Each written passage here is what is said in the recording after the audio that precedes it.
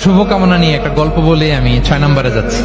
এক লোক মাগরিবের নামাজের আগে তার বন্ধুর জন্য দোয়া করতেছে, আল্লাহ আমার বন্ধুকে তুমি একটা সুন্দরী, রূপবতী, গুণবতী, নেককার, মুতিয়া, কানেতা, জামিলা, রায়া, একজন রূপবতী নেককার স্ত্রী দাও আল্লাহ। কতদিন ধরে তার বিয়েটা ঝুলে আছে, আল্লাহ তুমি ব্যবস্থা করে দাও, সুন্দরী, নেককার, আল্লাহওয়ালা। তো সে তো তার বন্ধুর জন্য প্রাণ ভরে দোয়া করতেছে, আর তার স্ত্রী ওয়াইফ পাশেই ইফতারি রেডি করতেছিল। এই দোয়া শুনে মহিলা তো তেলে বেগুনে জ্বলে উঠছে, দৌড়ে আসে বলতে, এই তুমি কিসের দোয়া করো, রাখো। সে বেচারা মোনাজাতের মধ্যে তো ভরকে গেছে, ভয় বলে কি হইলো, আমি তো দোয়া করতেছি আমার বন্ধুর জন্য। তো মহিলা বলে, তুমি কি মনে করছো আমি হাদিসটা জানি না?